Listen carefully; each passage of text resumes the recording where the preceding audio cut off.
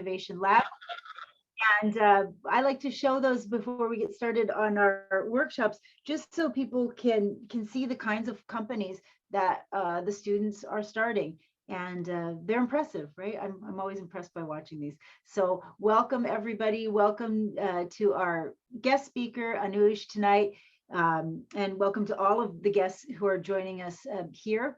And here is our virtual Rec Innovation Lab at San Diego Miramar College. We also have students coming from SDSU, and I'm pretty sure, looking at the names, most of us are all entrepreneurship students or mentors and entrepreneurs, just entrepreneurs with us tonight. So we will have people coming in slowly, but we are going to start now with the workshop. And before we get started, I'll ask Jacoby if you have any announcements to make. Yes, so in the chat, I'm going to drop 3 links. So the first one is going to allow you to watch this workshop on YouTube, plus some of our old ones if you want to watch those as well. The second link is going to tell you, it was going to allow you to, I'll drop it right now. The second link is a survey. It's a feedback survey for Anuj. And then the third link is, it allows you to register for our future events. So so check out that in the chat. I'll also drop it later on in the workshop so you can have access to those. And just a reminder, if you do have questions during the workshop, the chat is the best place to put those questions. We're going to save all questions to the end of the workshop, but we will monitor the chat as we go. We do ask that while we are doing the presentation, just to limit that bandwidth, that we keep our cameras and our microphones off until you're ready to actually ask those questions at the end there. So that's all the housekeeping out of the way. Now let's go ahead and get started with our presentation. I'm really excited about this one. I'm really excited about our guest. Anuj is really highly experienced in the fields of technology. He has so much experience, and he has experience as an entrepreneur, which I think any of us who are starting startups, we know the pain of entrepreneurship, and Anuj has lived that pain himself, so he can share with you from the perspective both as a provider, but then as an entrepreneur. So I'm really excited to hear from him. He's done a lot of work with us at the Rec Innovation Lab. And welcome, Anuj, welcome. Thank you, Tanya. I'm Yes. happy to be here talking at the REC seminar, and good evening to everyone out there. Yeah, we're very happy to have you. So as you're getting ready to go, if you have any slides that you wanted to share, we can go ahead and pull them up now. Sure, let me just do the share screen. Give me a second. Take your time. And once again, if you have any questions, anybody along the way, please don't hesitate. Just put them in the chat, or we'll have time for Q&A at the end. And take it away. Okay, so you can see my slide? Yes, I love that title, by the way. Quality is a choice, not an accident. Love it. Definitely, yes. And so thank you again for inviting me to talk today. And my name is Anuj Garg, and I'm the president of Opal Labs. It's a San Diego-based testing and consultancy services company. My background is in software and hardware. And, like Tanya mentioned, I have started my own companies, worked for large companies. And after years of frustration with delays and cost overruns due to unanticipated quality problems, I decided to focus my attention to this area. And usually, we are engineers, and quality is usually considered as an afterthought in development. However, it turns out that quality is just as important, if not more important, than product development. In fact, there are companies which have come out second or third in the market, but with better quality, and taken over the market of the company that was the first mover. So quality planning, or you can say lack thereof, can actually make or break a business. And so now that you know my motivation, let's talk about some ways that we can plan for good quality. And I've tried to focus this talk towards startups and entrepreneurs, because I know that's what the audience is and that's what you're looking for. So let's define what is quality. What do we mean by quality? Now, Oxford definition is that it is a standard of something as measured against other things of similar kind. the degree of excellence of something. But like, that's pretty vague. What does it mean? And it's hard to define quality. It only makes sense when viewed within a similar product or services. For example, you could measure reliability of a new car by seeing how often they break down compared to other cars. And over the last 100 years, the reliability of cars has gone up. And our expectations have gone up with that based on who the top vendor is in terms of quality. That's how JD Power and Consumer Reports rate cars. They'll rate them on curve. They'll take the best one and everything else falls based on that. And then who defines the quality standards? Well, that's you, the customer. You do that every day by reviewing products on Amazon, Yelp, Google, like that. I mean, nowadays, everybody's pretty familiar with product reviews. And that's what defines the baseline for any quality. So now the question is, why does quality matter? Well, in project management, there's a concept called triple constraint. And what it means is that every project that you do is constrained by cost, time, and scope. Our scope has a big dependency on quality. So I say scope/quality because you can have a large scope, but if the product doesn't work or has pretty bad quality, then the scope doesn't mean much. So again, going back to the question, why does quality matter? It matters because entrepreneurs are usually aware of the cost and time, and generally, the scope in a rough sense. However, a lot of times they forget to consider quality as one of the major parameters, and which in turn can cause issues later on in the project. According to CB Insights, 17% of startups fail because of quality-related issues. So that's pretty huge, almost 1/5 of the companies. Now, why is it so hard to get it right? Most people think that quality is too expensive. Question is it? I would say if planned from beginning, it's as one of the defined constraints, it doesn't have to be. Now, will quality considerations slow you down? I think another way to answer that question is it faster to develop the product right in the first time, or is it better to make the product first and then build quality into it? It depends. It depends on what you're doing. If you're doing R&D, prototype kind of thing, you may skip the quality because at that time you're trying to prove the technology. But once you start an effort to build a product for production or for consumer, at that time you cannot afford to ignore quality. It's usually costly if the quality is an afterthought and you try to put in the quality after the product has been developed. In software development, the cost of quality increases tenfold at each stage. It's a well-known metric. For example, if it costs you $10 to fix a defect at the requirement stage, it will cost you $100 if same defect was discovered at design stage, $1,000 at coding, and maybe $10,000 at testing stage. If the defect went out to the customer, then all bets are off. I mean, it could even cost your company if there's a major recall, or in worst cases, if it causes loss to human life. Now, looking at the quality failures like that, a recent example, which I think most of people are aware of, is the Boeing MAX 737 flight control system. The flaw was initially let out and then ignored by the company after some pilots reported it. And it doesn't matter whether they knew about the flaw before release or not. In either case, they should have known about it. And the decision to ignore the defect cost 346 lives and the job of the CEO, the board members, and many employees. It shut down the product line for 2 years and cost billions of dollars to the company and its suppliers.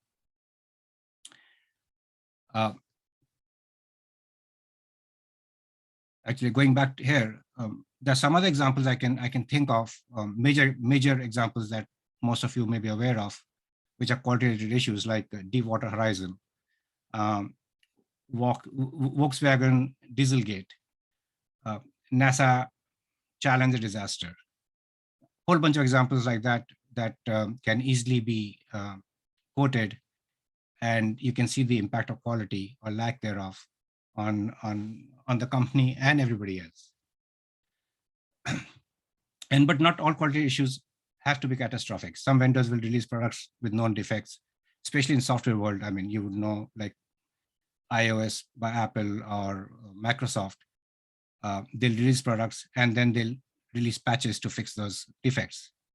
However, it is essential to know that the defects are in the system and the impact on the customer before you release it.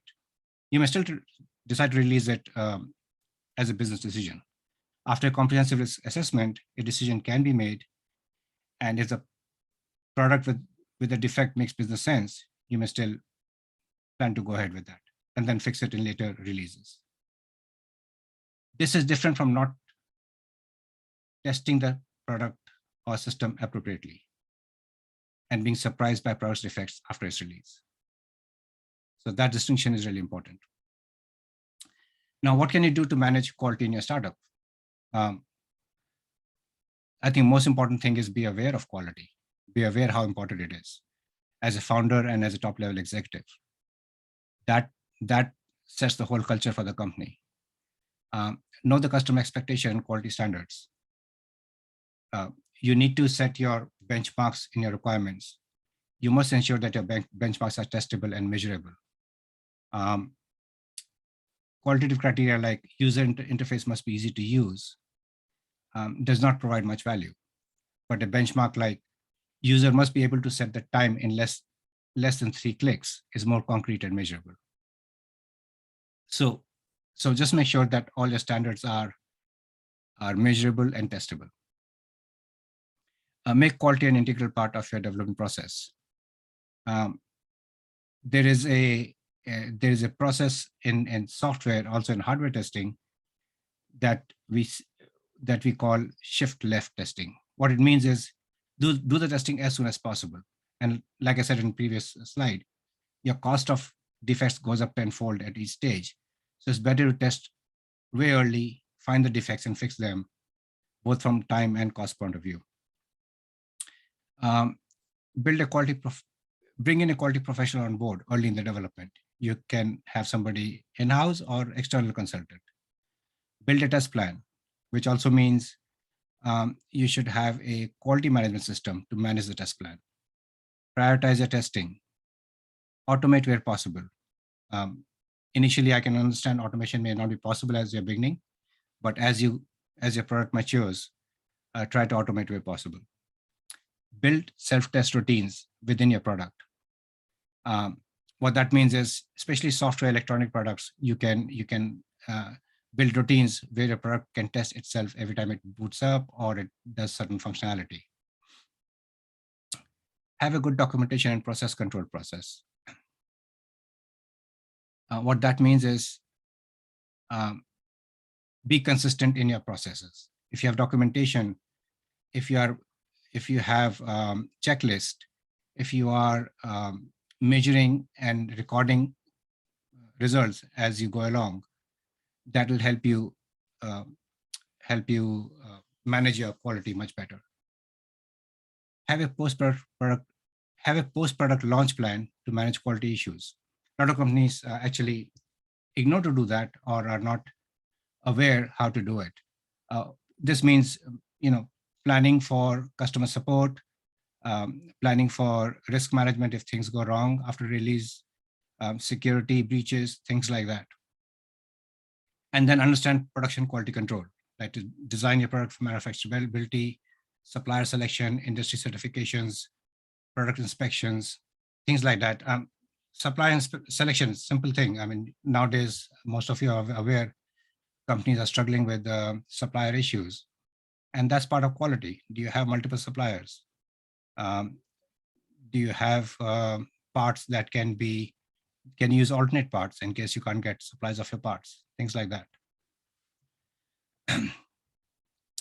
So my point here is you cannot put in quality after product has been developed. It's usually not possible sometimes, or very expensive and difficult. Better to build quality into the product from the very beginning. What are the current trends in quality? Quality cycles are embedded with agile and DevOps processes. That's a growing area, and the teams are small and very fast evolving teams and working together in these processes. Using AI to plan and test products. There are a lot of products available right now in the market and being developed as we speak to use AI to test products. Using AI to anticipate problems before they occur, which is called predictive analysis. So there are softwares and programs out there that can predict, especially in manufacturing, issues before they happen in a machine. Security is becoming an integrated part of testing. Make sure your product is secure, and make sure it is, you have plans to mitigate any attacks if they happen. Test automation, that's getting more and more important, because not just from cost point of view, but also from release cycles. If you're developing an app, software, any product, customers expect you to fix defects within days, if not weeks, and release upgrades to the apps or updates to the apps, as soon as possible. Some companies are doing it on a weekly basis. Some are doing every 2-3 days. However, you cannot do it if you don't have automation. And sustainability, that's becoming more and more popular and prevalent, and actually required because of climate issues. So quality management systems should manage quality not only during lifetime, but also end of life. For example, California requires all tea manufacturers to recycle their products at the end of the life cycle. You need to plan to minimize environmental and social impact of your product at the end of its life.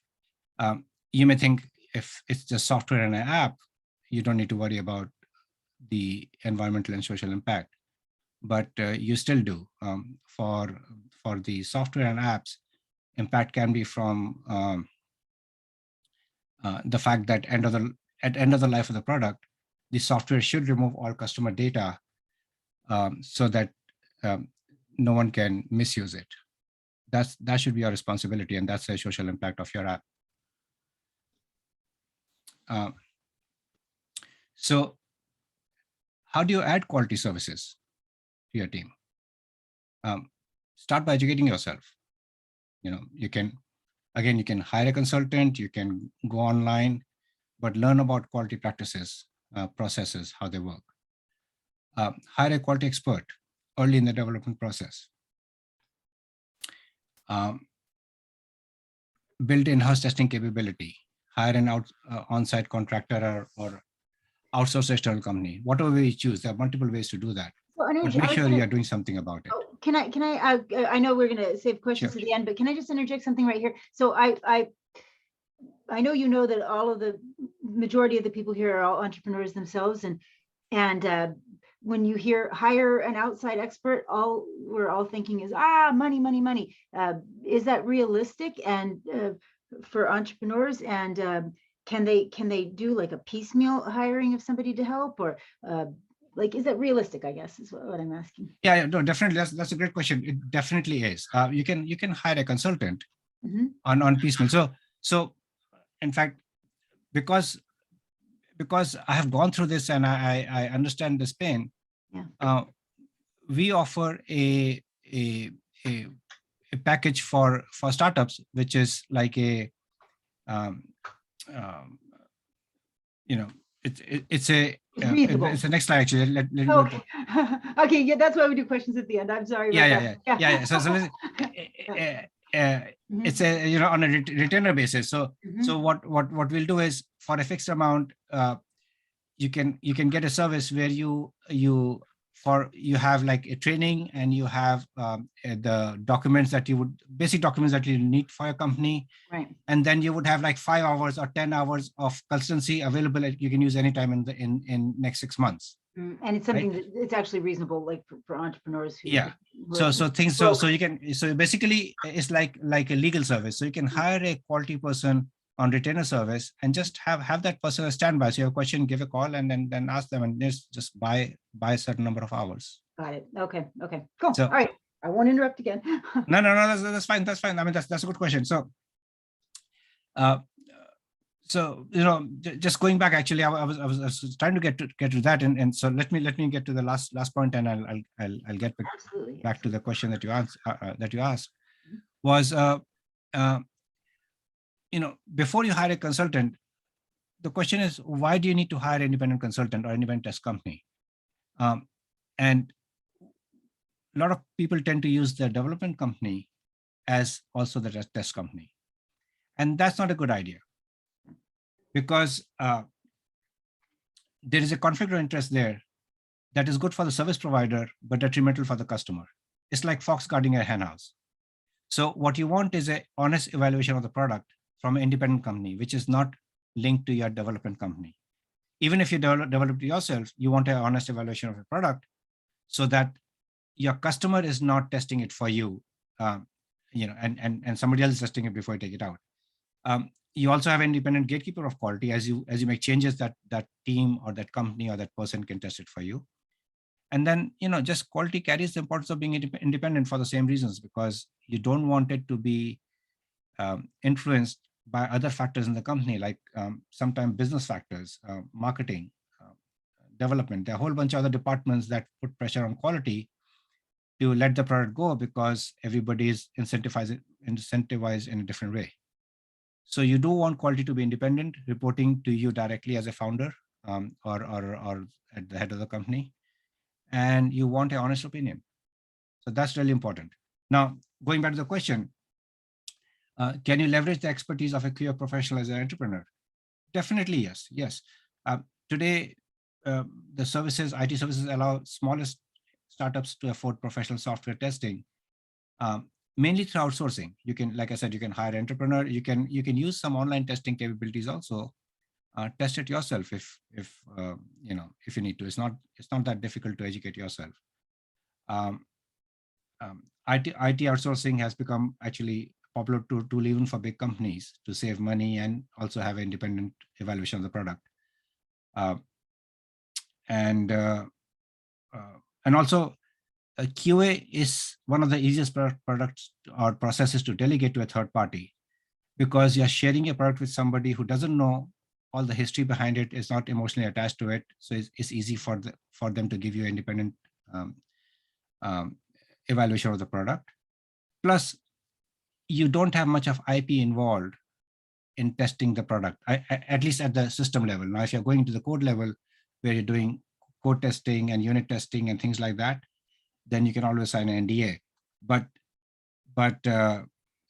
quality doesn't get involved into IP as much as other parts of development would do.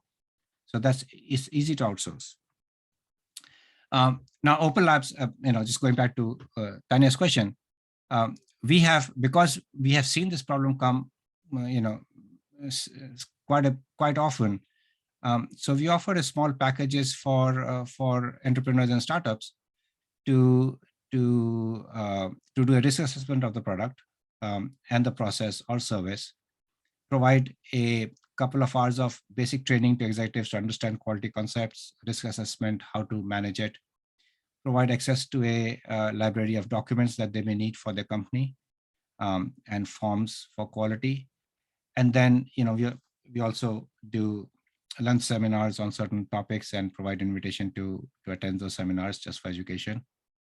And then also like consultancy throughout the year. So, you can buy a number of hours and then you'll have a QA person to call and ask domain specific questions. We work with QA consultants, which is the largest QA consulting group in Northern America with over 2,000 consultants.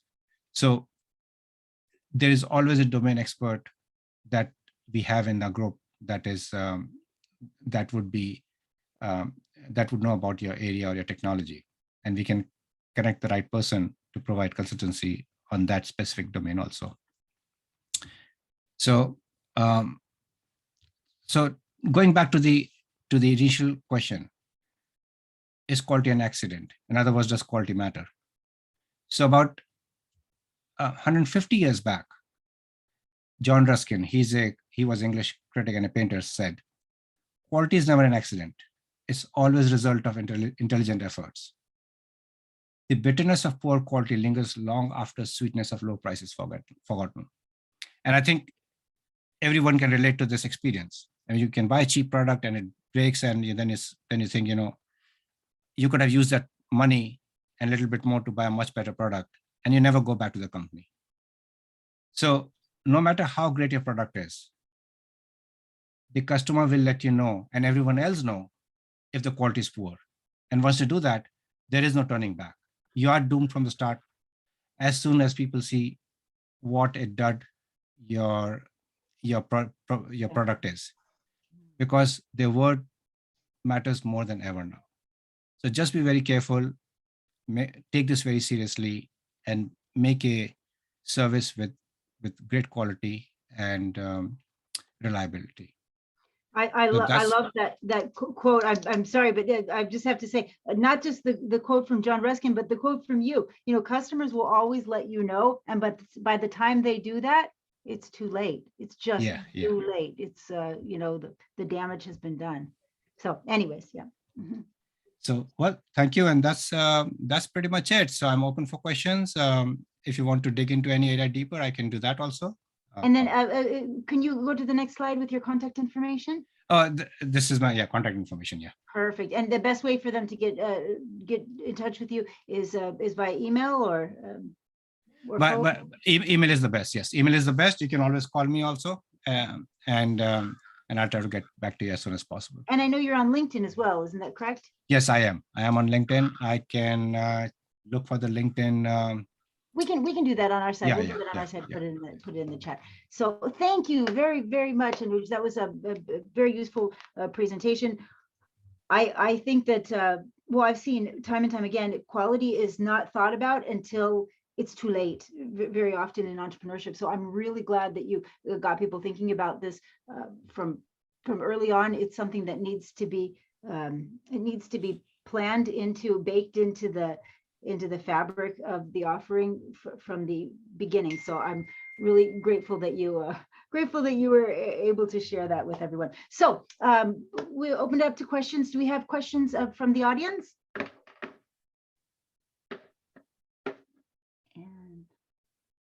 And I saw there was a comment from Deanna. Ruskin also owned an arsenic mine and made poisonous wallpaper. Well, that's interesting. That's very interesting. And see some other comments. Yeah, and then he denied it. Oh no, talk about bad quality there. Bad customer service. Interesting. I'll have to look that up. I don't know much about his background. Interesting. Yeah, sorry, I'm all into the whole arts and crafts movement. Love it. Thanks. I know way too much about it. Yeah. So I have another question here. It looks like it was from Steven Schmidt, who's asking, Anuj, would you be interested, or he would be interested in your thoughts on how much the government is ignoring quality, doing the LPTA, lowest price technology achievable, contracting. What are your thoughts on that when ignoring? Well, that's a pretty pretty broad question, because government at one point, I think, also decides a lot of things on quality. I mean, they make a lot of the standards that we have, MIL standards and all kind of other UL standards and FCC, everything else. So that's part of quality. And I think government does care about quality. It's just very slow moving. So in defense, in fact, I just couple of, I think it was yesterday only, I heard a talk by Secretary Austin, Defense Secretary Austin, and he was saying that defense industry, he's trying to change the entire defense department, because entrepreneurs, they call it something like Death Valley or something in defense, where all these entrepreneurs projects go into defense for DoD approval, and they never get approved. It's just by death by 1,000 cuts, right? They keep on asking for more documentation and more testing and more things, and they just they never make it through. Yeah. So he was trying to focus on the fact that making it easy for entrepreneurs, and a lot of entrepreneurs don't even try to go into defense industries because they know it's just not worth their time. It's just too onerous. So so in short, yes, government does care about quality, and I think they recognize that they're extremely slow, and they're trying to do something about it. At least the DoD is trying to do something about it, try to provide a fast path to entrepreneurs to sell the technology to DoD. Right. And there's there's tremendous opportunity in there if you can almost learning to navigate the murky waters of working with government is I mean, it's a special skill set. Yeah. So, yeah. But once you get it, there could be also tremendous opportunity there. So, yeah. I see another comment from, and Stephen, was that, did that answer your question? Was there anything else you wanted to add? No, thank you. That was really good. Thank you. Awesome. Yeah.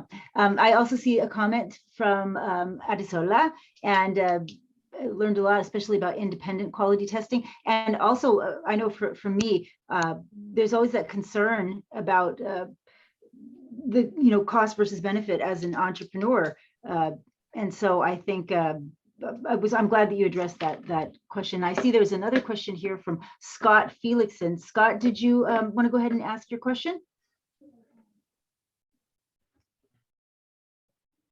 And if you are talking, you're on mute. Okay. Yes, here we go. Yeah, so actually it's for, I think, both of you, because you commented that once you get feedback from, negative feedback from a customer or client, it's too late. So Yeah. how do you square this emphasis on quality with the minimal viable product? Mhm. So I see what you're saying. I was also, if you don't mind, Anuj, I'll just address it quickly. Sure, and then yeah, pass it please, back over please, to you. please.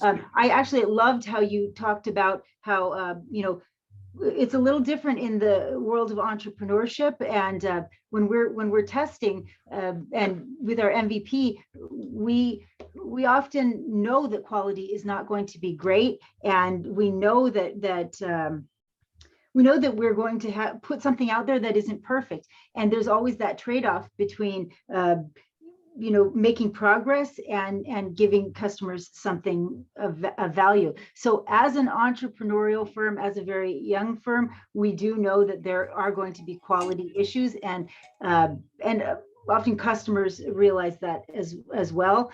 And so you kind of have to approach it differently as an entrepreneur, and know that you're going to lose a lot. And that's why we start so small, and why we encourage entrepreneurs to kind of start small in order to grow big, because initially we are learning as a startup. And so there will be quality issues. A lot of those customers you won't get back, but a lot of them, just knowing that they're being part of that entrepreneurial journey and knowing where you are willing to stick it out with you. And so that's why, again, building that reputation is so important, and letting people know where you are. Anuj, did you want to add? Sure. One quick thing. So it depends on what your goal is. So if you are trying to do a proof of concept, then yes, it's the concept is more important than quality. And then even if you build a product, you can go through what was called alpha testing, internal testing, and then make sure everything is great, and then go for beta testing, which is customer testing, but it's in a controlled environment. You give it to friendly customers, support friendly customers, where you try it out for, depending on product. Sometimes you try it for a few days, and in companies I've worked, sometimes we do beta tests for a year, Right. because we want to go through various times of the year and seasons and all kind of stuff, and the product is with friendly customers for entire year before it gets released to general market. General market. Yeah, and that's what if you look at big companies, Google, Microsoft, any of the companies, they have beta versions of the iOS and beta versions of the apps and everything out there, and the feedback of beta version doesn't go on the public forum. It goes directly to the company for you to make that's the understanding, that the feedback will go directly to the company to make the product better. But once you come to the open market, then it's fair game. Yeah. Exactly. And that's another thing. Did you ever notice why, as an entrepreneur, you can't really charge when you first get started? You know, so much of the testing is done for very little or no money. And there's that understanding that you're getting something for free or on the cheap because it's expected that it's going to be riddled with errors when we first Yes. are in our testing pages. So, yeah. So does this mean that this is kind of say an interstitial or prerequisite market before you aim for your early adopters? Should you not be beyond the minute MVP? Well, that's why when we're doing our customer discovery and we're finding out who those early adopters are going to be, it's such a small initial market. And I like the term that Anuj used, a friendly market. These are people that know you know them, and they're it's almost like a separate, it's a separate exercise.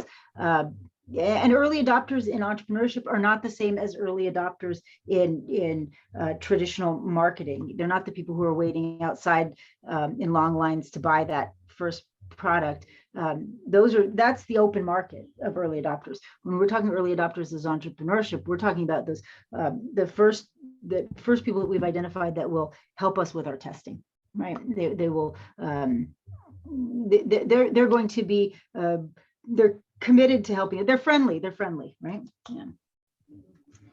And Anuj, did you have something to add on that? No, I think that was great. Yeah, that's what it is. Yeah, it's there's a term for it called beta testing, and that's what it is.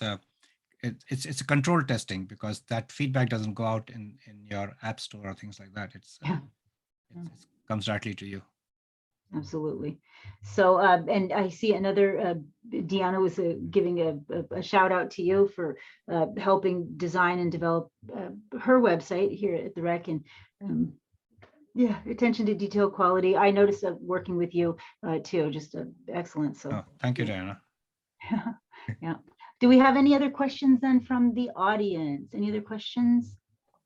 Oh, could you go over the packages that you have? Yeah, so we start at like $2,000 basic, but it depends on your product and service. So it's not one thing fits all because it's like so specific to each product. Because analysis. So what we do is also do a risk analysis, and depends on how complex your product is.